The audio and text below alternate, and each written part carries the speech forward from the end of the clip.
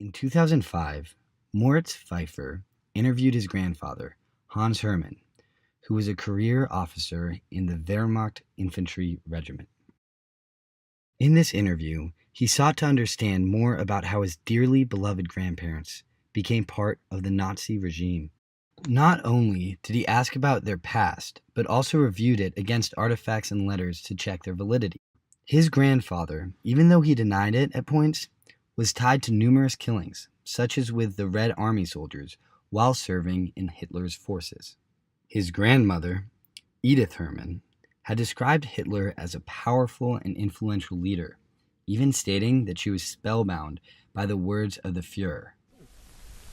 Dass die letzte Stärke überhaupt nicht in den Divisionen und Regimentern.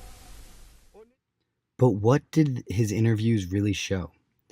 See, even though Pfeiffer exposed dark past about his grandparents, he still stated that they were pillars to his family and obviously loved them deeply.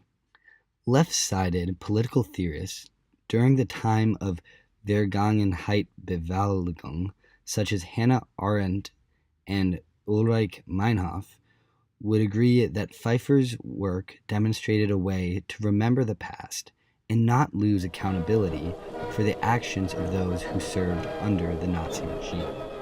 Both Arendt and Meinhof condemned Germany for having a type of banal evil, spawned from the lack of everyday Germany, acting as if the Holocaust never happened.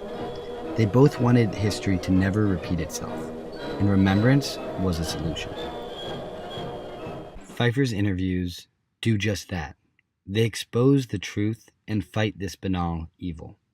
Dieter Bellenstein stated during the time of Vergangenheitsbewältigung that students of Nazi years are our professors, lawyers, teachers, journalists, and administrators. One of the first steps in confronting the past is understanding the parts of it that may still exist within our culture. In the 60s and 70s, it was apparent that Nazi advocates still remained in German society, leading to student protests calling for the history of these individuals to never be forgotten. Far-left terrorist groups, such as the Red Army faction started in 1970s, staged terrorist attacks targeting people who represented German industry or specific people who were high up in the German government or former Nazis. Sometimes this would be the same person. Pfeiffer, on the other hand, utilizes a different strategy than protest, resistance, or even violence by simply just asking. He wants to reveal the Nazi roots of Germany like Arendt and Meinhof, and does so by just asking for the truth from past generations. Furthermore, television shows, movies, and other sources of media, such as a German program Unsere Mutter, Unser Vater, translating to Our Mothers, Our Fathers, examine and expose these truths like Pfeiffer does. Our Mothers, Our Fathers, in particular, mirror Pfeiffer's goal to encourage German citizens to ask and listen to their ancestors who have been silent for years about their role in World War II.